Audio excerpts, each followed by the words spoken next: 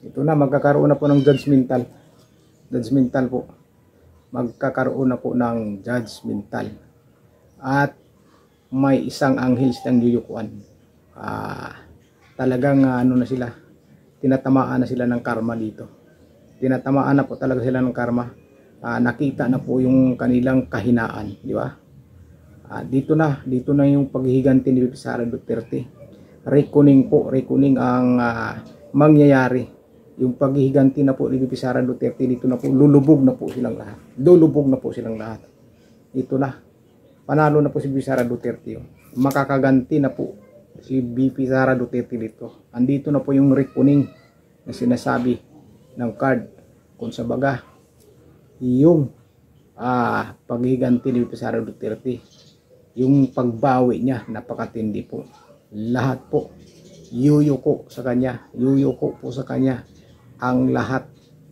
Dahil magkakaroon na po. Yung sinasabi ni Pangulong Rodrigo Duterte na darating ang reckoning. Sa baga, pagtutuos. Dito na po ang pagtutuos. At saka sa pagtutuos na ito, si VP Sara po ang nagwawagi. Huhulaan natin ngayon yung mga kalaban ni VP Sara Duterte, kung ano na ang mga ginagawa nila. Hulaan po natin kung ano po ang mga ginagawa ng mga kalaban ni VP Sara Duterte, yung mga gustong magpabagsak sa kanya. Tingnan natin dito sa ating tarot card kung ano makikita natin dito. Tingnan natin.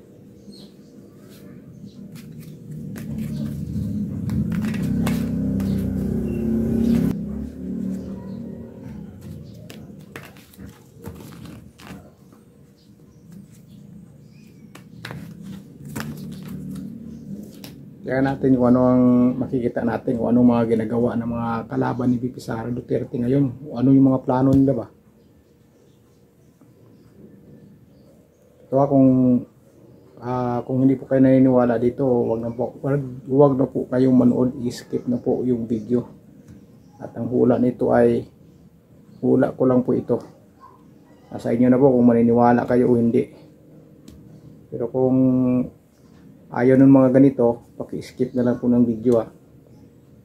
Skip na po. Hula ko po ito dahil siyempre inulo po natin ang ating Vice Presidente. Tingnan natin kung ano po ang mga ginagawa ng kanyang mga kalaban.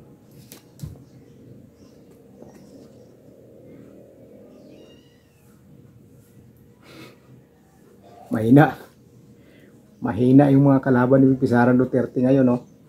Ang lalim ng mga plano, ang lalim ng mga iniisip, oh. Ayan, oh.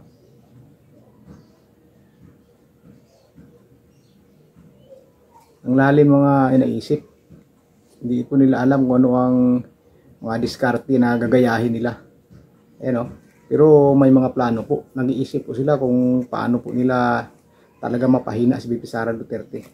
Pero walang ano dito. Mahina sila dito. Mahina. Sabaga, mahina sila ngayon, mahina. Kaya naghahanap sila ng paraan ngayon kung paano nila mapahina rin si VP Sara Duterte.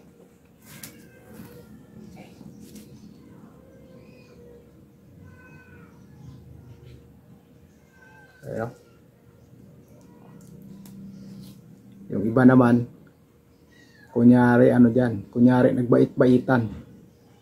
Kunyari nagbabait-baitan yung iba dyan. Kunyari lang yan para sabihin, hindi na gaanong galit kay VP Sara Duterte. Nagbait-baitan yung iba dyan, oh. Ayun, oh. Ayun, oh. Nagbait-baitan po. Pero sa totoo lang, may grupo na talagang nagpaplano dito o nag-iisip na kung paano talaga pabagsakin si VP Sara Duterte. Kung paano nila pahihinain yung puwersa ni VP Sara Duterte. Yung mga support ni VP Sara Duterte, paano niya pahihinain. Paano nila pahinain pa. Uy, mukhang biglang lumakas yung mga kalaban ni Sara Duterte, oh. Mukhang ano sila dito, kung sa baga mukhang lumakas sila dito, oh. Lumakas sila. Mukhang may nakita na silang plano na talagang gusto nilang gawin, oh. May nakita na po silang plano, ano nilang gustong gawin. Bigla silang lumakas dito, ah. Parang nakikita dito na iniisip nila na mananalo sila at papabagsak na si VP Sara Duterte.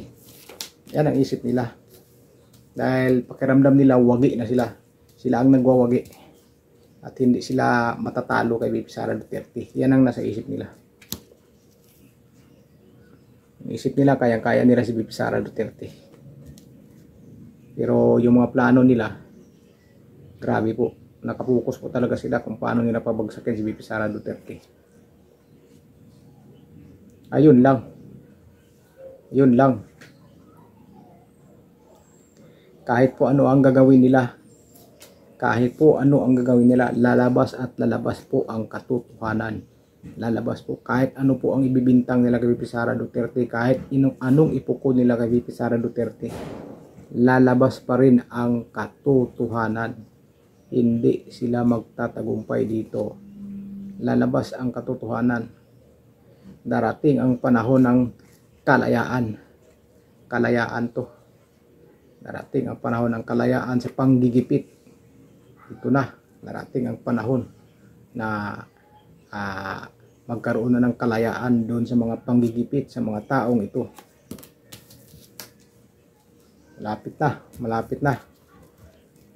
Kahit ano palang lakas nila, kahit anong plano nila, hindi magtatagumpay. Sa baga, lalabas yung katotohanan. Ay, wala. Dito pa lang,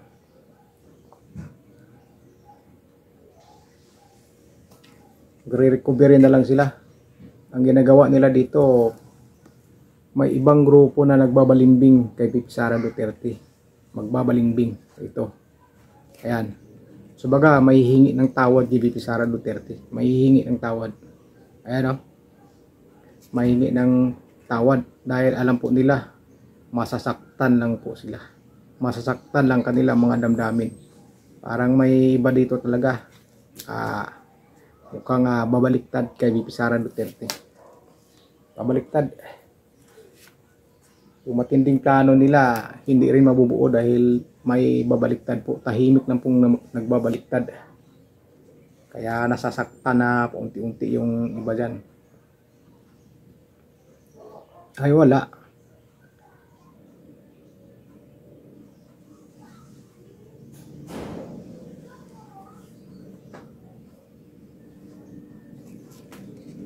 Yung mga ayan yung mga nangungurap, malapit na pong babagsak.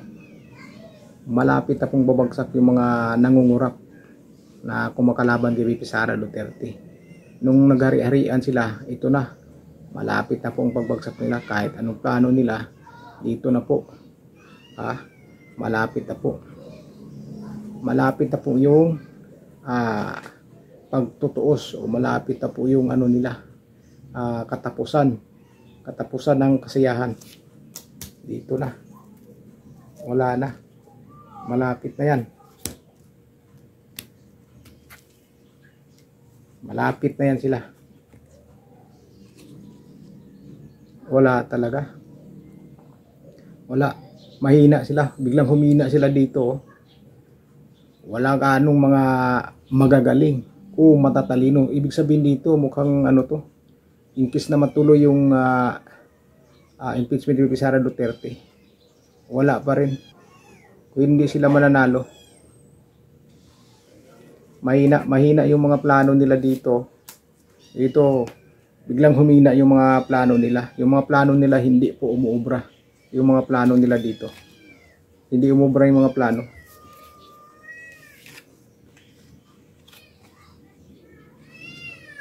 Ito na, magkakaroon na po ng judgmental. Judgmental po. Magkakaroon na po ng judgmental. At may isang anghel silang yuyukuan. Talagang na sila. Tinatamaan na sila ng karma dito. Tinatamaan na po talaga sila ng karma.